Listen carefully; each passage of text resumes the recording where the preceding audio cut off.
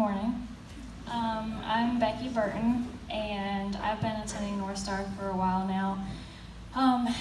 A lot of back and forth, but most of you know who I am. I grew up in Pulaski. I actually grew up in a very small church, Pulaski Presbyterian, and I just had a really close family, and it was a really good environment. I loved the youth group that I was involved in.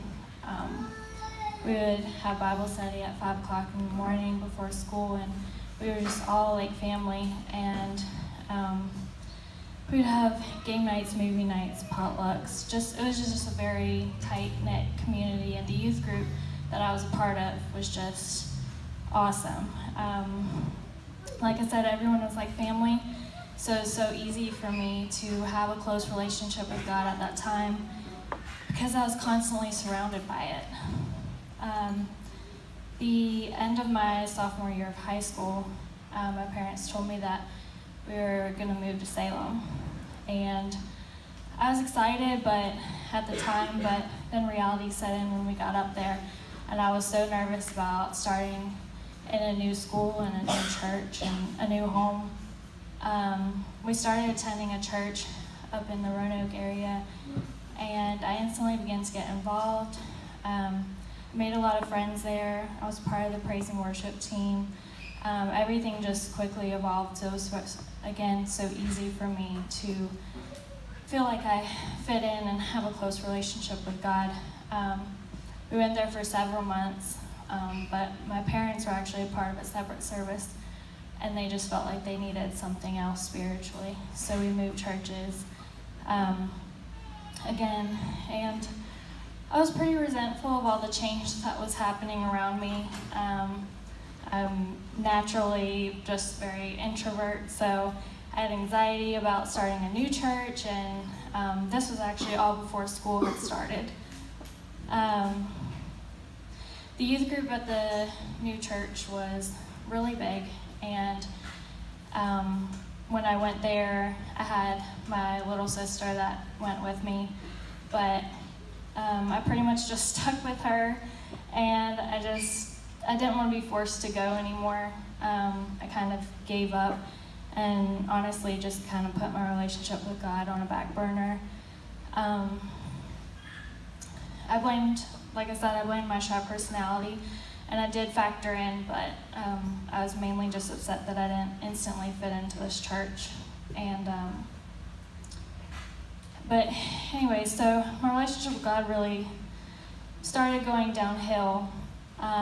In my senior year of high school, I met a guy that was in one of my classes, and I instantly got swept off my feet. I got so wrapped up in the idea that he was the only thing that mattered, the typical first high school relationship.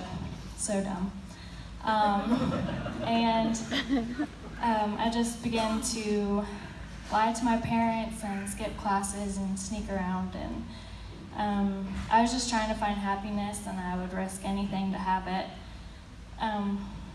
My parents did try everything that they knew that they could do, but I was stubborn, and I was set that I was going to do it my way, and I thought I was an adult, and I really still did need my parents, but at that age, I was 17, so I was like, no thank you, like I can make my own decisions. I was actually sent to California halfway through my senior year of high school. I came home from school one day, and my parents sat me down that weekend and told me basically to pack my stuff. So I moved to California to live with my brother, who's a youth pastor. And I made the best of my circumstances. I didn't have a decision. I had to finish high school. So I went, started going to that school. The first couple weeks, I was actually kind of sad to admit, but I just would cry every day after school, and it was just it was a good situation after the first few weeks, after I realized I'm here until I graduate, I might as well, try to fit in and try to make friends. Fortunately, I did find a lot of friends that were a part of my brother's youth group, and they welcomed me with open arms, and we went to like a youth conference, the Choir of the Fire, up in California, or over in California. And so that was, I had a lot of healthy relationships, and I was just very back and forth still on whether or not I wanted to pursue a relationship with God. But realistically, I knew that as soon as I graduated, I was coming back to be with this guy that I had met in Salem. We stayed in contact even though my parents told me not to. And just such a bad situation. And when I did come back, because everyone else could see that this wasn't a good relationship, we didn't have a place to stay when I would go up to see him in Salem. So sometimes we'd sleep in the car, or sometimes even outside. After a few months of this, the unhealthy relationship was severed, fortunately. And although at the time, of course, I was devastated, but looking back, I'm so thankful that this was the case. I started working at a restaurant and was immediately sucked into a party lifestyle. I was just still seeking happiness and anything that would fill it, and I turned to alcohol, and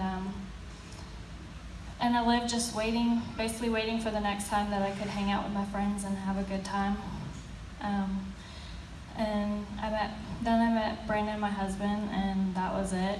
I fell in love with him so quickly, and I was swept off my feet.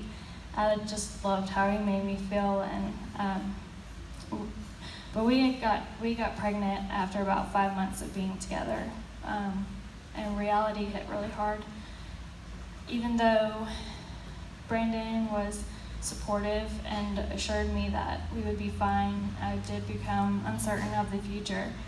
I mean, we had only known each other for those few months, and he was a genuinely good guy and still is, and he's an amazing father, and we've been brought through so much, and we have 2 kids now, and we're married, and I just couldn't be more grateful for him.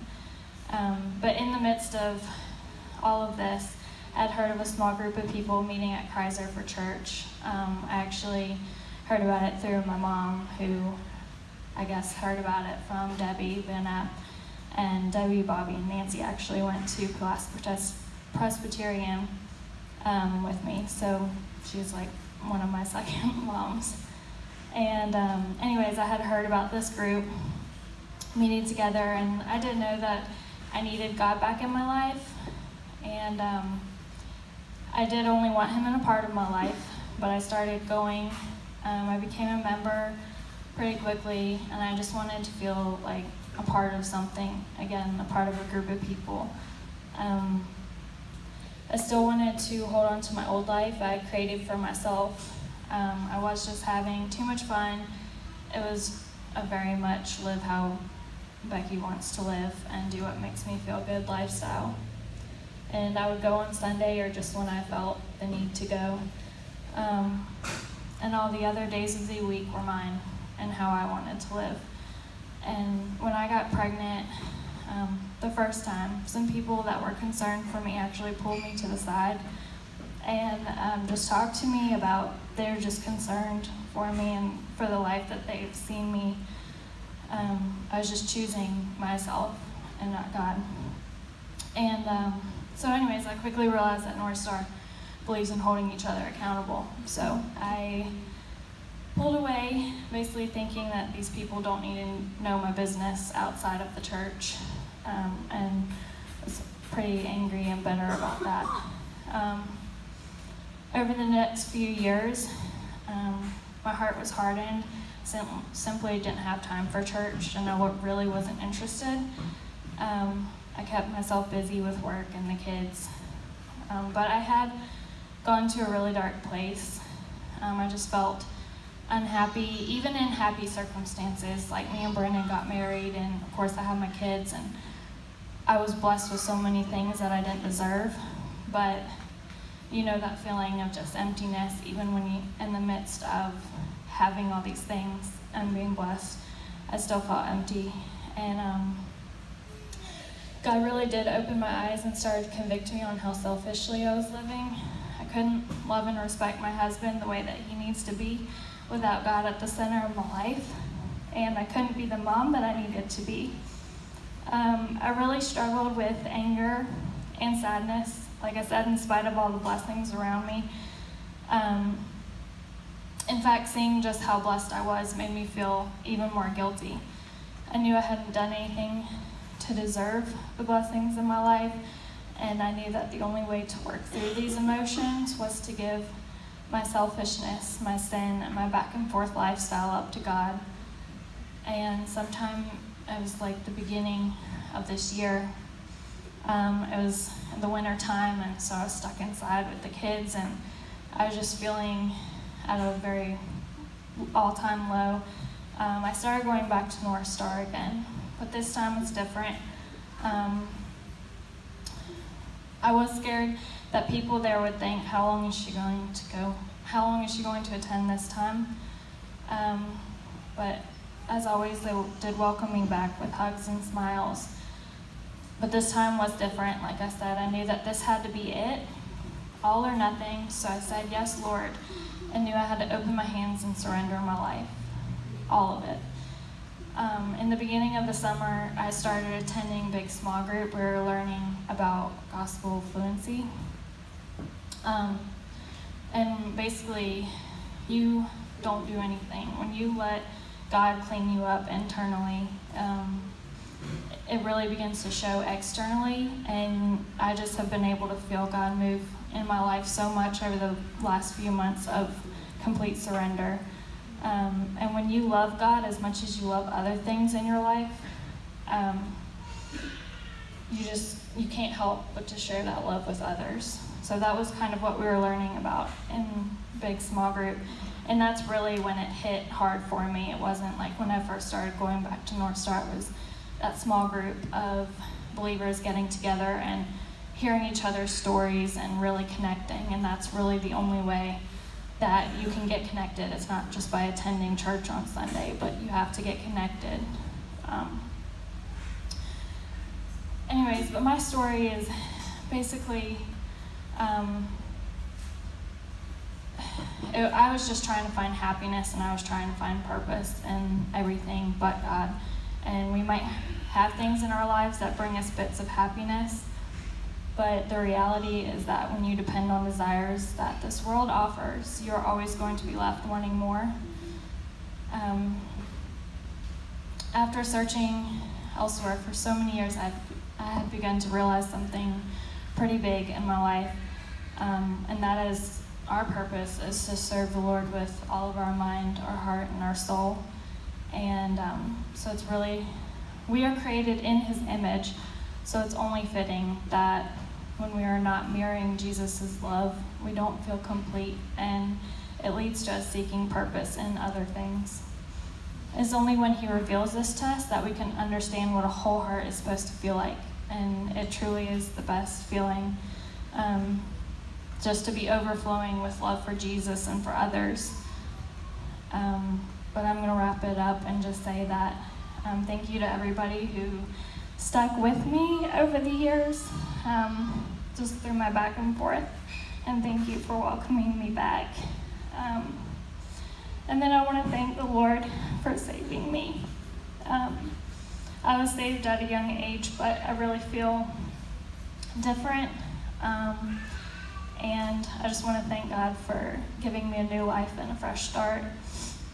And I want to say this, every day that we wake up is a new opportunity to let God change who you are, but you have to let Him do it. You can't just put your mind to it and say, I'm going to change. You can't. You have to let God do it. And you're never too far gone. I thought I was for a little bit too far gone, but you're not. and God will come after us in his perfect timing, and he'll wreck us, and that's the reality. One day he will come for you, and he'll wreck you in the best way possible. So don't wait for him to do it. And I wanted to end with this verse. I liked the New Living Translation Bible's wording of Jeremiah 29:13, and that is, if you look for me wholeheartedly, you will find me. So it takes your whole heart and surrendering your entire heart, taking a step of surrender, but you will discover the overwhelming peace, joy, and satisfaction that Jesus gives us so graciously. So thank you. That's my story.